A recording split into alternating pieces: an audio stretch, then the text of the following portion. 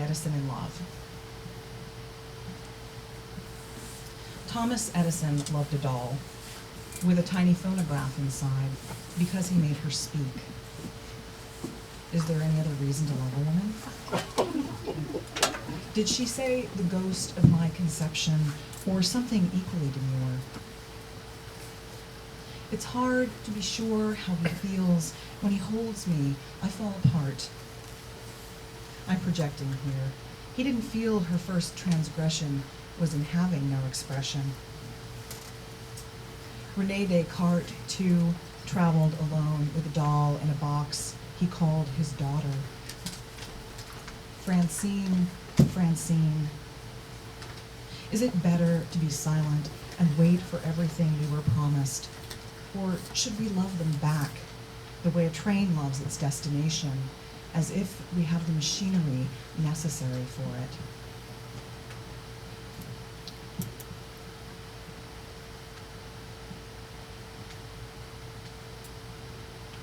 So in addition to poems about my own personal experience with dolls, which sounds a lot sort of sexier than I mean it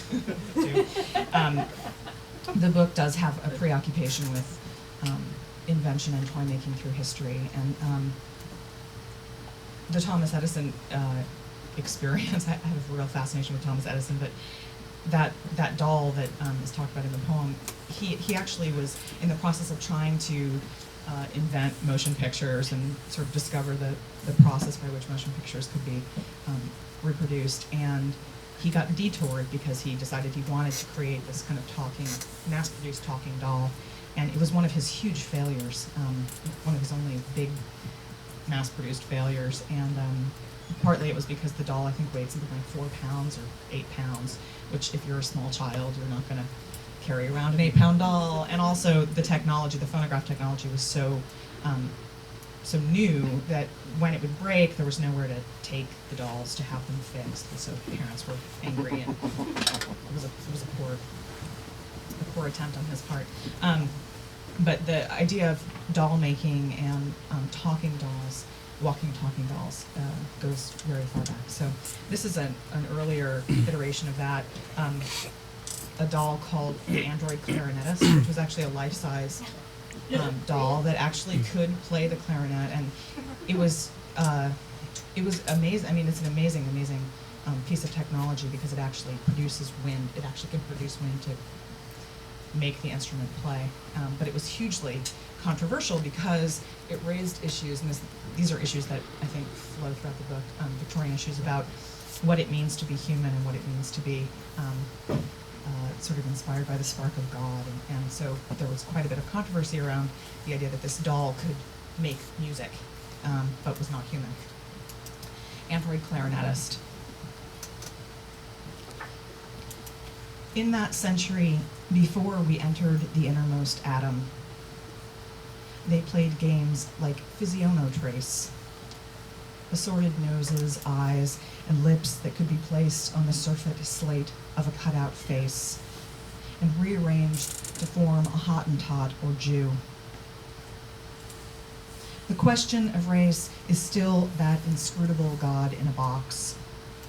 Back to the outermost atom, simple body siphoned like a water organ, from whose subtle variations spring the complex machine. Trunk pulleyed by levers, potato-headed predecessor. In the garden, he could choose to grow or starve one flower to force another to bloom.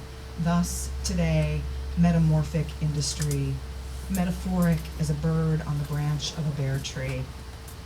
Curiosity, a kind of pain, consanguineous with conscience.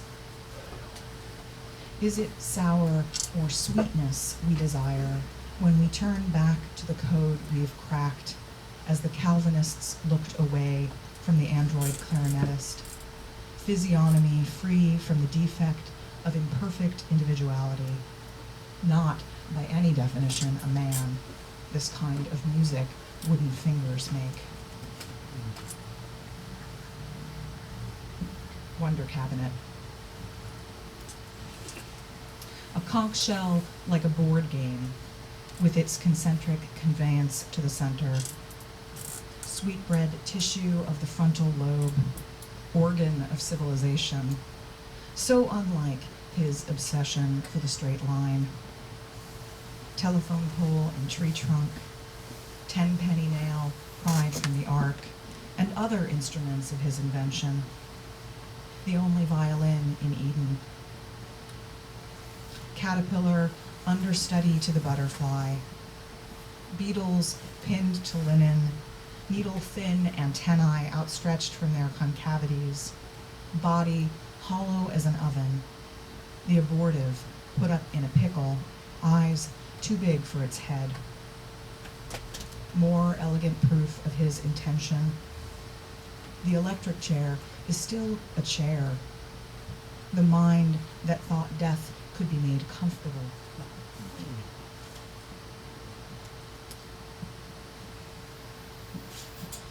The Book of Dreams.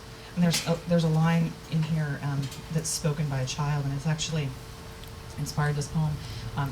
A friend of mine in graduate school said she'd been sitting down to dinner with another friend's child who was about 3 years old and who hadn't spoken a word for 3 years, and the parents were extremely concerned. They didn't understand what was going on and why the child wasn't acquiring language. And out of nowhere, in the middle of the meal, the child spoke this phrase, "I helped God make the stars." Which I think actually would give you more pause than the fact that your child hadn't spoken at all. Wow. And then, I mean, what do you say to that after, like, please pass the ketchup? Or, I don't know. So, the Book of Dreams. Everything is inscribed. The paper hawk and dried branches of status. Topographic maps of the moon, its face damaged by lakes. The laundress bent over the metal ribs of her washboard. Kettle on the cold stove, generating more heat than an idea. From far away, sound approaches.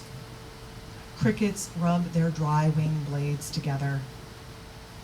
A child's first words sentence her. I helped God make the stars. Death hangs on the back of the door and says nothing. Before it wakes, the mind travels the usual route. Precipitous drop without a parachute.